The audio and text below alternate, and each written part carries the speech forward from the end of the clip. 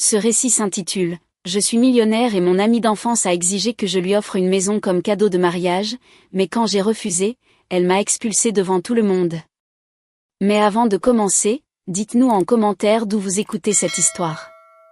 N'oubliez pas de vous abonner et bonne écoute. Notre amitié a commencé de façon toute simple. J'avais 7 ans quand nous avons emménagé dans la rue où vivait Bianca. J'étais une enfant plutôt réservée, toujours plongée dans un livre ou en train d'observer le monde depuis la fenêtre du salon. Ma mère disait que j'étais trop mature pour mon âge, mais en vérité, j'étais juste seule. Et c'est Bianca qui m'a sortie de ma coquille. Un jour, elle est apparue à ma porte, avec une sucette à la main et un immense sourire, en disant que tous les enfants du quartier allaient jouer à cache-cache, et que je n'avais pas le droit de manquer ça. À partir de ce jour-là, elle est devenue une partie de ma vie, comme si elle avait toujours été là. On a grandi ensemble, en partageant nos secrets, nos carnets, nos rêves et bien sûr, toutes les frustrations que l'adolescence apporte. Bianca était toujours celle qui attirait l'attention, celle qui parlait fort, qui savait se faire aimer. C'était elle qui lançait les conversations, qui inventait les jeux, qui me poussait à faire des choses que je n'aurais jamais osé faire toute seule. Et moi? J'étais l'écoutante. L'observatrice. Celle qui gardait tout pour elle, qui offrait une épaule quand Bianca pleurait à cause d'un garçon ou d'une mauvaise note. Elle avait cette manière intense d'exister, comme si le monde entier devait tourner autour d'elle. Et peut-être qu'il tournait un peu, oui. Bianca était belle d'une façon qui captait les regards, et elle avait un charme naturel qui faisait craquer n'importe quel adulte. Je me souviens de la voir convaincre les professeurs de lui donner une seconde chance aux examens, ou d'amadouer les agents de sécurité du centre commercial pour qu'ils nous laissent entrer dans des films interdits aux moins de 18 ans. Elle manipulait avec douceur, presque sans qu'on s'en rende compte. Et moi, je regardais, fascinée, mais avec ce petit pincement dans le cœur. Comme si, malgré notre complicité, j'étais toujours un cran en dessous. Pourtant, je n'ai jamais remis notre amitié en question. Elle me donnait ce dont j'avais le plus besoin, une présence. Et moi, je lui donnais ce qu'elle semblait chercher, la loyauté. On grandissait en se promettant qu'on ne se perdrait jamais de vue, qu'on serait les demoiselles d'honneur l'une de l'autre, que nos enfants seraient meilleurs amis. Elle me disait que j'étais la seule à vraiment la comprendre, et je la croyais. Au fond de moi, je me raccrochais à l'idée que Bianca avait besoin de moi. Qu'il y avait, derrière sa force apparente, une personne fragile. Mais aujourd'hui, je vois clair, j'étais juste utile. Et être utile, ce n'est pas être aimé. Au lycée, nos chemins ont commencé à se séparer. J'ai décroché des bourses, je me suis plongée dans les études, avec ce rêve encore flou de changer ma vie. Bianca, elle était ailleurs. Elle voulait faire la fête, sortir avec des garçons, percer sur les réseaux sociaux. Elle disait que les études, c'était important, mais que je me prenais trop la tête. Détends-toi, me disait-elle avec ce sourire léger. Le destin finira par s'occuper de nous. Et moi, je la croyais. Même quand elle a commencé à sortir avec des garçons qui me regardaient de haut. Même quand elle m'a laissé de côté pour fréquenter des groupes plus cool. Même quand elle me faisait sentir invisible. Elle revenait toujours. Elle s'excusait, me disait que j'étais spéciale. Et je lui pardonnais. Parce que pour moi, Bianca était comme une sœur. Après le lycée, le lien s'est effacé tout doucement. J'ai intégré une université publique dans une autre région, avec une bourse complète, et je suis partie avec une valise et une montagne de doutes. Bianca est restée. Elle disait qu'elle allait trouver quelque chose à faire. Elle a tenté le maquillage, puis s'est lancée dans les réseaux sociaux. Elle commençait plein de choses mais ne finissait rien. Et pourtant, elle restait convaincue qu'un jour, ça allait marcher. Pendant mes années d'université, on se parlait moins. Mais elle m'envoyait toujours des messages pour me dire qu'elle pensait à moi, qu'elle était fière. À chaque retour chez moi, on allait prendre un café. Elle m'accueillait avec des étoiles dans les yeux, comme si rien n'avait changé. Mais tout avait changé. Pendant que je vivais dans des colocations, que je mangeais des nouilles instantanées et que je révisais jusqu'à l'aube, Bianca était toujours dans la même maison, avec les mêmes amis, à parler des mêmes choses. Quand j'ai obtenu mon diplôme et lancé ma première start-up, une plateforme éducative qui a cartonné 2 ans plus tard, elle a été l'une des premières à me féliciter. Elle m'a dit qu'elle était fière de moi. Et je l'ai cru. Bien sûr que je l'ai cru. Quand j'ai commencé à vraiment bien gagner ma vie, notre relation a changé. Elle faisait des blagues du genre « Madame la riche, c'est toi qui invites, hein, tu pourrais nous payer un voyage en Europe maintenant. » Je riais. Je pensais que c'était pour rire. Mais petit à petit, ces phrases me pesaient. Il y avait quelque chose en dessous que je n'arrivais pas à définir. De la jalousie? Du ressentiment? Ou juste une vision complètement fausse de ce que c'est, avoir de l'argent? Elle disait, pour toi, c'est rien. Et peut-être qu'elle avait raison. Peut-être que je m'en fichais de payer le dîner. Mais c'était le ton qui me dérangeait. Cette impression que je devais quelque chose. Comme si je devais compenser le fait que j'avais réussi. Et pourtant, quand elle m'a annoncé qu'elle allait se marier avec un gars qu'elle connaissait depuis moins d'1 an, rencontré sur une appli, j'ai été la première à sauter de joie. Elle était rayonnante. Elle m'a dit qu'elle voulait que je sois sa témoin. Que sans moi, rien n'aurait de sens. Et j'ai accepté, évidemment. Je pensais qu'on se retrouvait enfin. Que cette fois, notre amitié allait renaître, plus mature, plus sincère. Mais c'est à ce moment-là que tout a commencé à s'effondrer. Et cette partie, je la raconterai dans le prochain chapitre. Les préparatifs du mariage ressemblaient à une comédie romantique de bas étage. Bianca était excitée comme une enfant, partageant des idées de décoration, des modèles de robes, des playlists, des séances photos, comme si elle avait attendu ce moment toute sa vie. Et quelque part, c'était probablement vrai. Mais au fond de son enthousiasme, il y avait quelque chose d'étrange. Comme si, au lieu de vivre un rêve, elle essayait de prouver quelque chose. Peut-être aux autres. Peut-être à elle-même. Elle m'a demandé officiellement d'être sa témoin lors d'un dîner rien que nous deux. C'était dans un restaurant que j'avais choisi et payé, comme toujours. Elle a levé sa coupe de champagne et m'a dit que j'étais la seule amie véritable qui lui restait et qu'elle ne pouvait pas commencer cette nouvelle étape de sa vie sans moi à ses côtés à l'hôtel. À ce moment-là, j'ai souri. J'étais sincèrement touchée. Malgré la distance, les tensions silencieuses, les petits malaises accumulés au fil des ans, une partie de moi voulait encore croire que la Bianca qui m'appelait sœur était toujours là. J'ai accepté sans hésiter. Quelques semaines plus tard, elle m'a invitée à déjeuner chez ses parents. C'était la première fois que j'allais rencontrer son fiancé, Rodrigo. Il avait une personnalité chaleureuse, bavard, sociable, peut-être même un peu trop. Dès mon arrivée, j'ai senti qu'il m'observait. Pas de manière déplacée, non. Mais avec une curiosité concentrée, presque analytique. Comme s'il essayait de deviner qui j'étais vraiment. Au début, la conversation tournait autour des banalités, comment ils s'étaient rencontrés, leurs habitudes de couple, les plans pour la lune de miel. Mais peu à peu, le ton a changé. Et toi? Comment t'es-tu lancé dans le monde des startups? M'a-t-il demandé en faisant tourner son verre de vin entre ses doigts. Bianca m'a dit que tu étais devenu millionnaire, comme ça, du jour au lendemain. J'ai ri doucement, essayant de cacher à quel point je détestais cette expression. Du jour au lendemain, comme si les nuits blanches, le stress, les risques et le travail acharné ne comptaient pour rien. Ce n'est pas arrivé du jour au lendemain, ai-je répondu calmement. J'ai beaucoup étudié, obtenu une bourse dans une autre région, travaillé pendant mes études. Ensuite, j'ai lancé un projet éducatif destiné aux écoles publiques, axé sur l'accessibilité. Ça a commencé petit, puis un investisseur a cru en moi, on a formé des partenariats, et ça a explosé. Aujourd'hui, on accompagne plus de 100 000 élèves. Rodrigo semblait réellement intéressé. Il a commencé à poser des questions plus techniques, le modèle économique, la croissance possible, les perspectives à l'international. C'était le genre de conversation que j'aimais avoir, surtout parce que presque personne dans mon entourage d'avant ne s'y intéressait. Mais pendant que je parlais, je voyais Bianca s'éteindre lentement. Au début, elle essayait de faire bonne figure.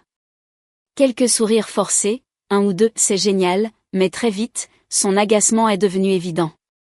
Elle agitait nerveusement sa jambe sous la table, jetait des coups d'œil à son téléphone, interrompait parfois avec des commentaires complètement hors sujet. Elle bosse trop, tu trouves pas? Va-t-elle lâcher sur un ton faussement léger. Moi, me lever tôt tous les jours, créer une boîte, je tiendrai pas une semaine. Rodrigo a ri, mais sans répondre. Il m'a regardé, attentif. Et je savais qu'il avait remarqué le malaise aussi.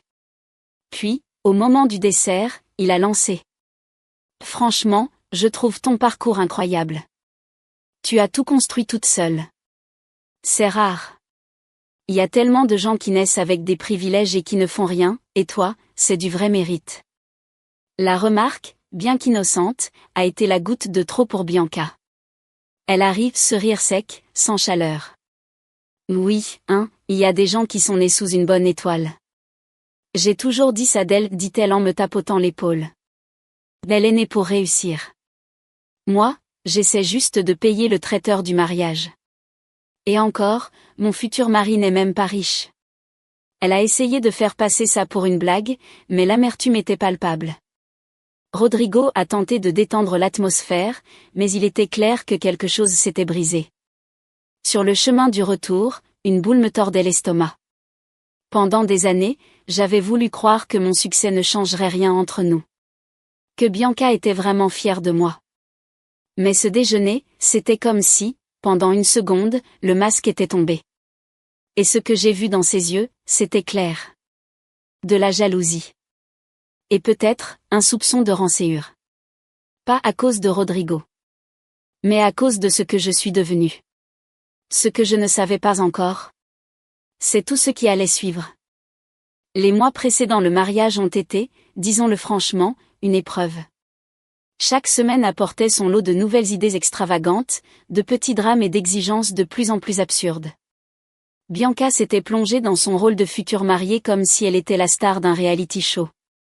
Et moi, malgré tous mes efforts pour rester positive, je commençais à me sentir comme une figurante épuisée dans un film où je n'avais même pas choisi de jouer.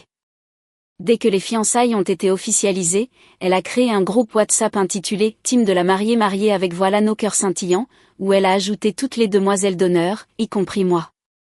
Rien que la description « Zéro excuse », que de l'amour pour le rêve de Bibi de cœur m'a donné envie de fuir. Et comme prévu, les fichiers n'ont pas tardé à arriver. 3 documents Google. 3 sources d'irritation pure. Le premier ?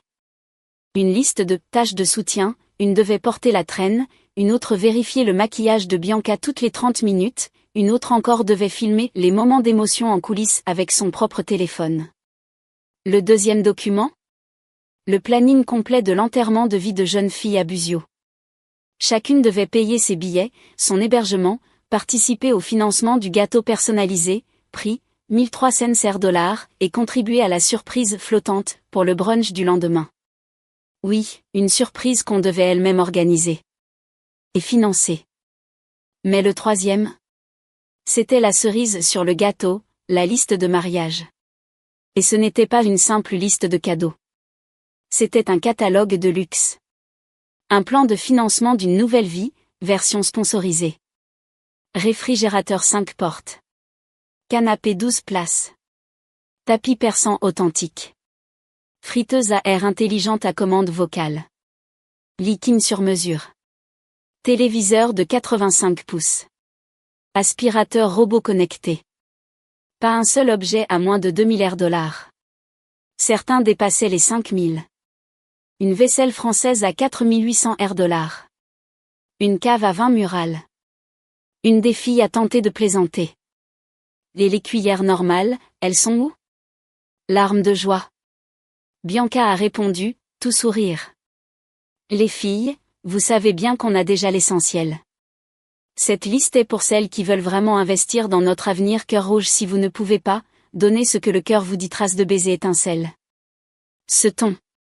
Ce sourire. Cette pression déguisée en bienveillance. Et je savais exactement à qui elle s'adressait. Elle ne me l'avait pas demandé directement, mais c'était évident. L'amie riche. Celle qui peut. Celle qui n'a aucune raison de dire non.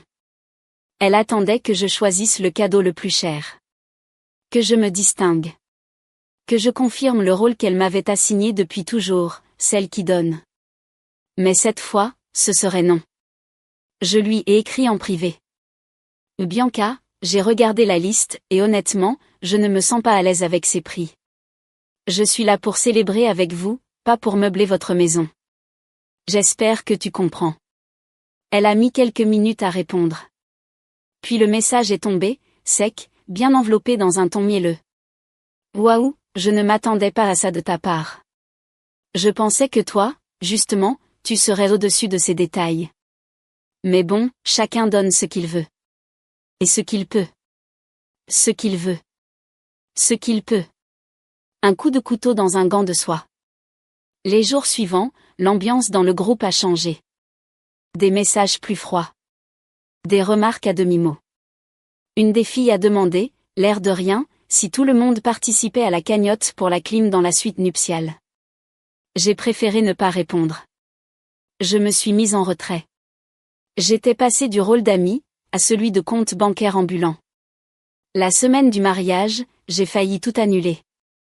Mais quelque chose, la loyauté, la fierté, ou peut-être juste l'envie de ne pas lui donner ce plaisir m'a retenue. J'ai décidé de rester. De faire mon devoir. De montrer que, moi, je n'avais jamais abandonné notre amitié. Même quand elle me traitait comme une option. Le grand jour est arrivé. La cérémonie avait lieu dans une propriété de rêve à la montagne. Décoration rustique chic. Food truck gastronomique. Bar à cocktail.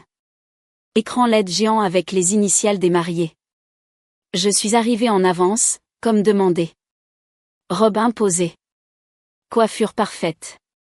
Maquillage impeccable. Sourire poli. Tout était en place.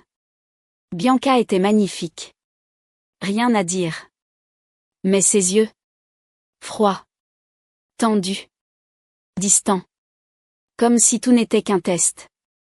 Pendant les préparatifs, elle m'a à peine adressé la parole.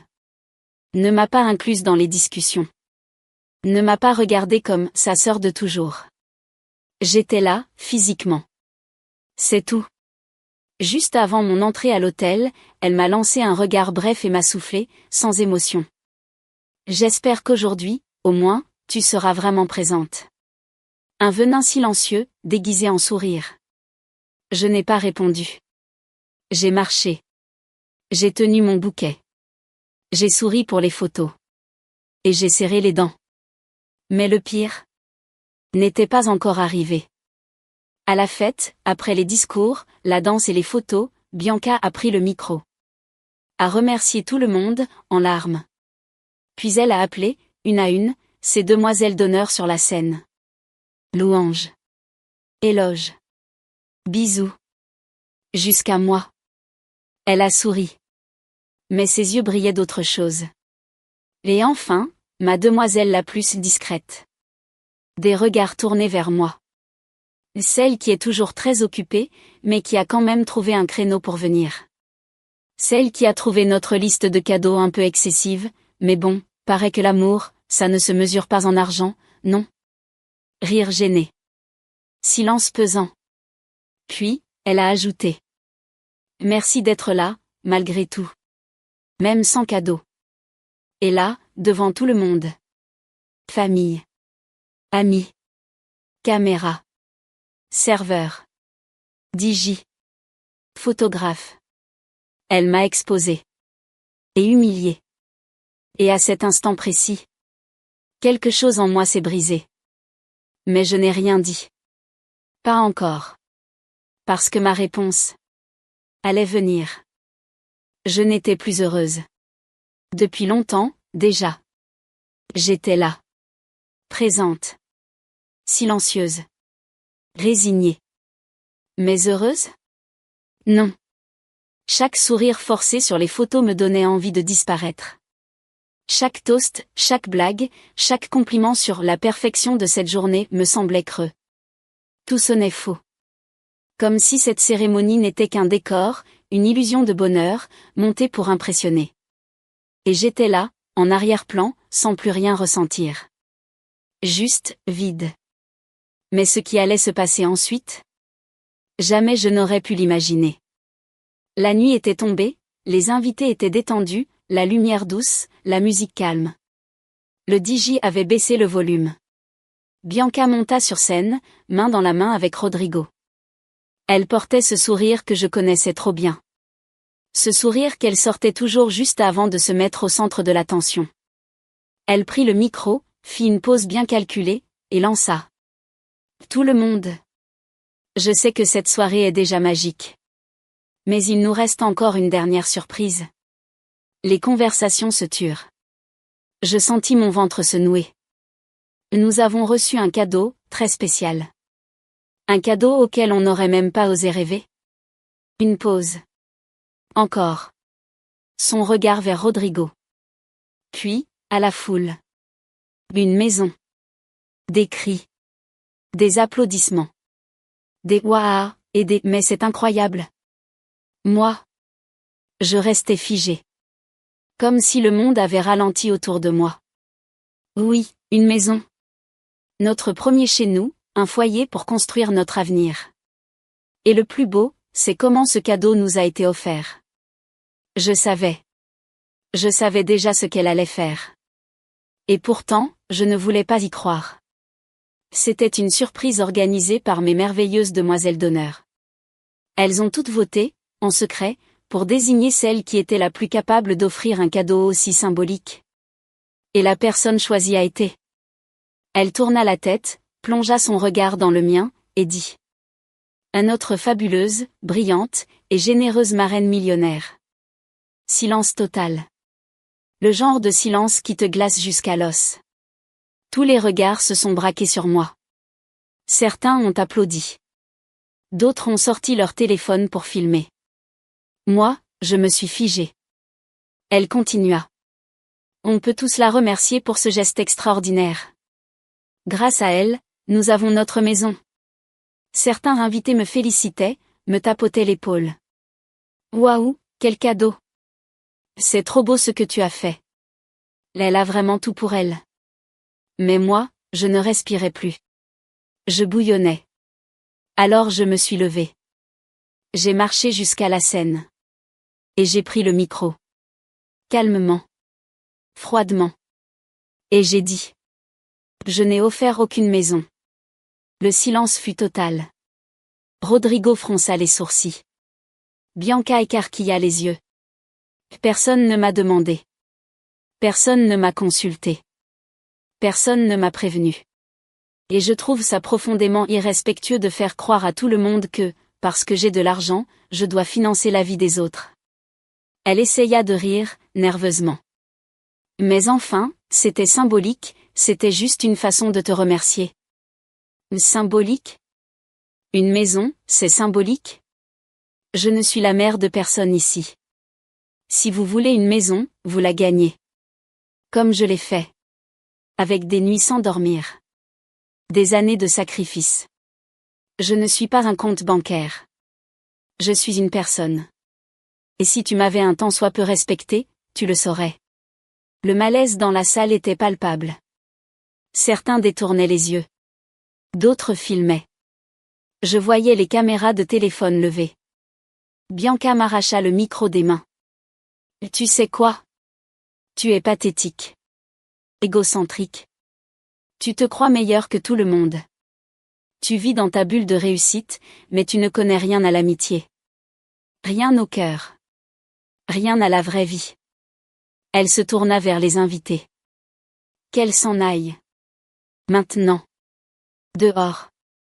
Tu n'es plus la bienvenue ici. Tu veux te croire au-dessus de tout? Parfait. Va-t'en avec ton mépris et ton fric. Je n'ai pas répondu. Pas un mot. Je l'ai regardé une dernière fois. Puis j'ai tourné les talons. Je suis sortie. Digne. Silencieuse. Dehors, l'air était plus léger.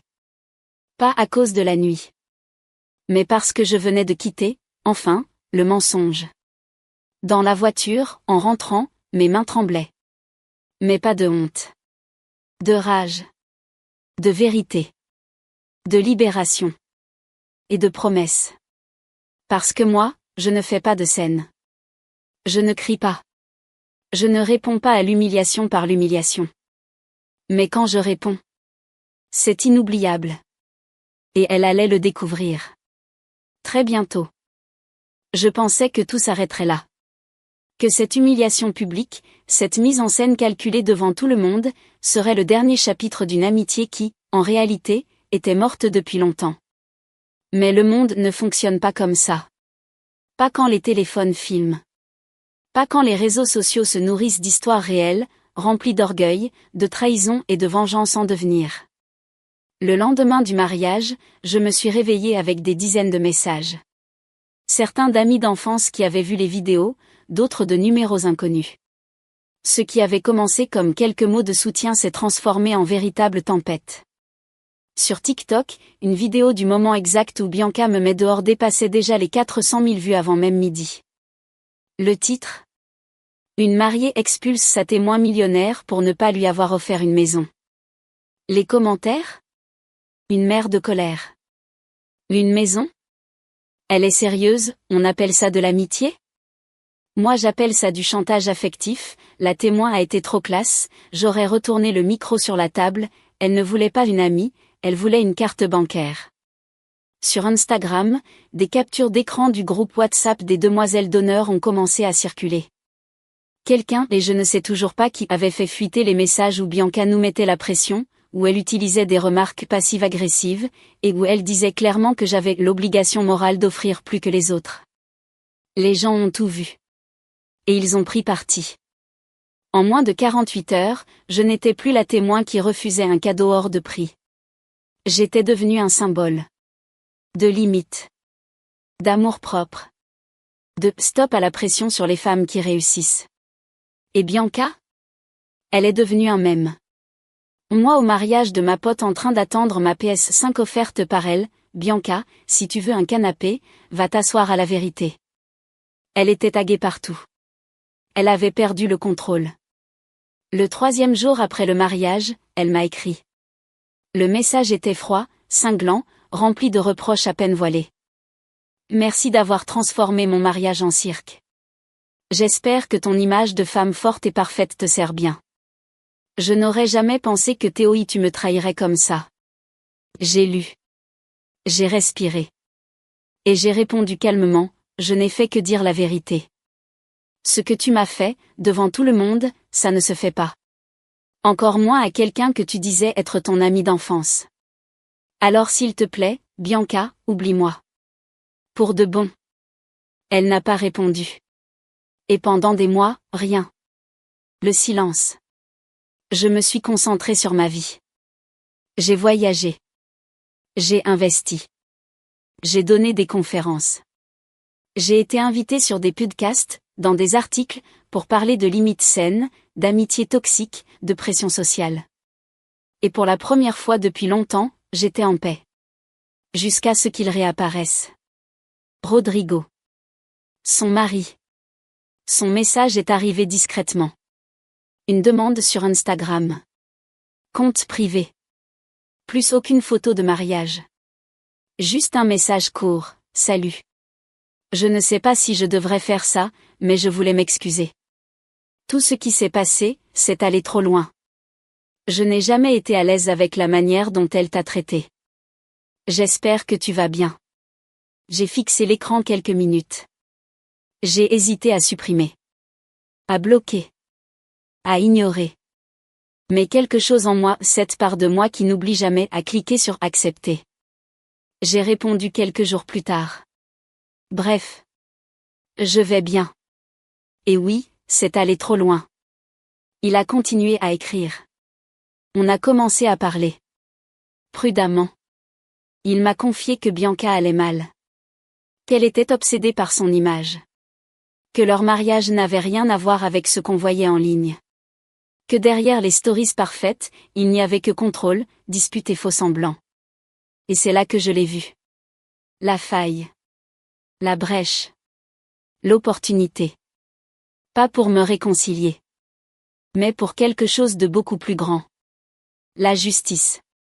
J'ai continué à répondre. Toujours poli. Détaché. Empathique, mais jamais trop. Il a commencé à se confier davantage. À parler de la façon dont elle le contrôlait, de ses crises, de ses manipulations. Elle surveille tout. Tes publications, les gens qui te soutiennent, elle enrage. Elle raconte que tu as toujours été jalouse d'elle, mais moi je ne la crois plus. Chaque message révélait un peu plus. Comment elle traitait le personnel. Comment elle mentait à ses amis. Comment elle manipulait sa propre belle-mère. Et moi, j'écoutais. Je retenais. Je prenais note. Parce que je ne voulais pas seulement m'éloigner. Je voulais qu'elle ressente ce qu'elle m'avait fait ressentir. Pas avec des cris. Pas avec un scandale. Mais avec des conséquences. Et Rodrigo. Rodrigo me donnait tout. Les mots. Les preuves. Les détails. Mais le plan prenait encore forme. Elle m'avait humiliée devant 200 personnes. Elle m'avait piétinée sans pitié. Elle pensait m'avoir rayée. Maintenant, c'était mon tour. Et quand le moment viendrait, elle comprendrait qu'il y a des gens qui s'éloignent en silence, et d'autres qui reviennent. Plus forte. Et prête à tout. Une nuit, après un nouvel échange de messages avec Rodrigo, une idée m'est venue. Jusqu'à ce moment-là, j'écoutais, j'encaissais. Ses plaintes, ses révélations, ses prétendus aveux. Il paraissait sincère, fragile, brisé. Mais quelque chose clochait. Il répétait que Bianca était contrôlante, qu'il n'en pouvait plus, que leur mariage n'existait plus que sur Instagram. Pourtant, il restait avec elle. Et surtout, il se rapprochait de moi, doucement, subtilement, mais clairement. Ses messages devenaient plus personnels, plus suggestifs. Et tu es différente, elle ne t'arrive pas à la cheville, si seulement je t'avais rencontré plus tôt, je ne suis pas naïve. J'ai vite compris, leur mariage n'était pas si désastreux que ça. Il voulait juste jouer avec moi. Me séduire. Me placer comme l'option parfaite, la femme qu'il méritait vraiment. Et là, j'ai vu l'occasion. Pas seulement de me venger de Bianca pour l'humiliation publique, mais de la forcer à voir la vérité. Pas par mes mots, mais par ses propres yeux. Et surtout, à cause des actes de son propre mari. Alors j'ai continué à discuter. Poli, neutre, disponible. Je l'ai laissé parler. Il a pris confiance. Très vite, il est devenu direct. Il me complimentait, me disait que j'étais belle, qu'il pensait à moi. Jusqu'au jour où il a proposé, on pourrait se voir. Juste parler. Discrètement. Je suis restée calme. J'ai dit pourquoi pas, mais dans un endroit tranquille. Il a répondu sans hésiter, Y à un motel discret près du centre. Je peux y être vers 18h. J'ai fait des captures d'écran. De tout. Avec date, heure, chaque mot. Même les messages précédents, où il disait que son mariage était une façade, que Bianca était folle, possessive, ingérable. J'ai ouvert un mail anonyme. Destinataire, Bianca. Objet, tu mérites de savoir avec qui tu vis. Corps du message, il a rendez-vous avec une autre ce soir, à 18h, au motel Onyx. Libre à toi de vérifier. J'ai joint les captures. Et signé, quelqu'un qui sait ce que c'est d'être trahi. J'y suis allé en avance. Casquette, lunettes de soleil, manteau ample. Je me suis garé discrètement en face, dans une station-service. J'ai installé mon téléphone, caméra prête, posée, stable. À 17h57, elle est arrivée. Seule. Visage fermé. Téléphone à la main. Elle est entrée d'un pas ferme. Elle avait lu le message. Elle savait. Et elle venait pour affronter. À 18h03, Rodrigo est arrivé. Détendu, chemise ajustée, sourire de gamin en manque d'aventure. Il est entré, confiant. Et là, il l'a vue. Bianca, debout dans le couloir. Bras croisés. Regard fixe. Il s'est figé. Elle, non. Elle a explosé. Elle l'a poussé, insulté, crié à plein poumon. Elle lui a montré le téléphone. Tu pensais que je le saurais pas? Tu pensais que j'étais quoi, une idiote? Tu me trahis, et avec elle? Lui bafouillait, tentait d'expliquer, mais elle ne le laissait pas en placer une. Les employés observaient, choqués, sans intervenir. J'ai tout filmé. Chaque seconde. L'image, le son, tout. Et le soir même, j'ai posté la vidéo. Compte anonyme. Titre, du mariage parfait, au motel de la vérité. En quelques heures, ça a explosé. Les internautes l'ont reconnu. Les commentaires pleuvaient. C'est pas la même que la vidéo de la maison, et ben maintenant, elle a un endroit où pleurer, Rodrigo, champion du foutage de gueule, Bianca, le karma t'a retrouvé. Moins de 24 heures plus tard, elle avait supprimé tous ses réseaux. Lui aussi. Mais c'était trop tard. L'histoire avait pris vie. Les gens l'avaient vu. Le divorce a été immédiat. Aucun partage des biens. Elle a été mise dehors de la maison des parents de Rodrigo, humiliée, traitée de folle par les voisins. Et ses copines? Disparues. Plus personne ne voulait être associé à elle. Elle s'est retrouvée seule. Sans mari. Sans amis. Sans réputation. Et surtout, sans moyen d'effacer ce qu'elle-même avait déclenché. Car Internet n'oublie pas. Je ne leur ai jamais reparlé. Je n'en ai pas eu besoin. J'ai juste gardé la vidéo originale. Pas pour me venger à nouveau. Mais pour me rappeler que la vraie justice n'a pas besoin de cris. Juste de patience. De stratégie. Et d'un peu de vérité. Bianca m'a exposé devant tous. Moi, je n'ai fait qu'allumer la lumière. Et tout le monde a vu qui elle était vraiment. Des mois ont passé. La tempête s'est calmée. Les vidéos ont cessé de circuler. Les réseaux sociaux sont passés à autre chose, comme toujours. Mais moi, je suis restée en paix. Pas parce que je m'étais vengée, mais parce que j'avais enfin fermé une porte que j'aurais dû claquer bien plus tôt. La vérité, c'est que cette amitié était morte depuis longtemps. Ce qu'il restait n'était qu'une suite d'attentes déplacées, d'envies déguisées, de manipulations déguisées en complicité. Et quand j'ai laissé tout ça derrière moi, j'ai retrouvé la légèreté. La vraie. Je suis retournée à ma vie. À mes projets. À mes journées sans obligation de prouver quoi que ce soit à personne. Et puis, un jour, elle est revenue. Bianca. Seule. Sans maquillage. Sans le regard prétentieux. Elle m'a envoyé un message. Simple. Je ne veux rien. Je veux juste te parler.